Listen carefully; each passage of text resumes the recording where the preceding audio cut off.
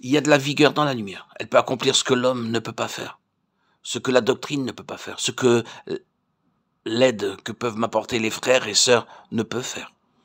Et ce que mes efforts ne peuvent faire, la lumière le réalise immédiatement. Le premier effet de la lumière, c'est de tuer, sachons-le. La lumière ne vient pas uniquement pour vous permettre de voir. Ce n'est pas là son but premier.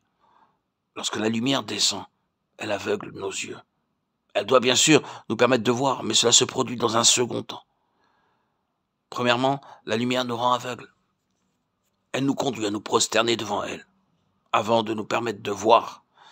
Ce qui ne nous courbe pas à terre et ce qui ne fait pas de nous des gens humbles n'est pas la lumière. Lorsque Paul vit la lumière, il fut précipité par terre, et pendant 3 jours, il ne vit rien. C'est pourquoi, lors de notre rencontre avec la lumière, nous serons tout abasourdis. Lorsque quelqu'un est dans les ténèbres et perçoit la lumière,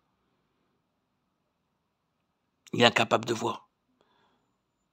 Que Dieu manifeste sa miséricorde à l'égard de ceux qui sont des propres justes et des vaniteux, car de telles personnes n'ont jamais connu la lumière. Tout ce qu'ils ont n'est que de la doctrine et de l'information. S'ils avaient vu la véritable lumière, ils auraient confessé « Ô Seigneur, que sais-je? Je ne sais absolument rien. » Plus grande est la révélation, plus elle met en lumière notre cécité. Plus forte est la lumière, plus rude est le coup.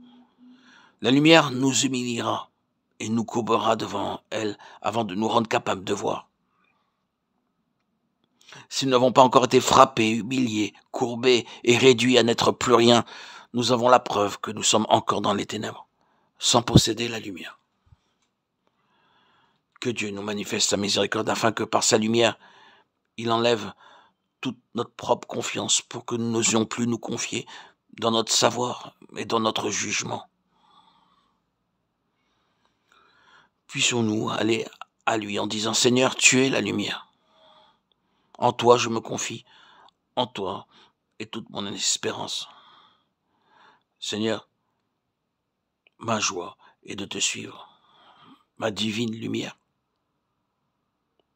ma lumière sans déclin, lumière sans fin, qui brille dans mon cœur. En te voyant, Seigneur, je réalise maintenant que ce que j'avais vu auparavant, ce n'était rien que des choses. La lumière n'est pas abstraite, c'est quelque chose de concret. Le Seigneur Jésus est cette lumière. S'il est au milieu de nous, la lumière est aussi parmi nous. Il est dommage que dans la vie des croyants, beaucoup trop de choses soient théoriques. Ils ont entendu des choses abstraites, sans nombre, qui ne leur apportent que bien peu d'aide sur le plan pratique.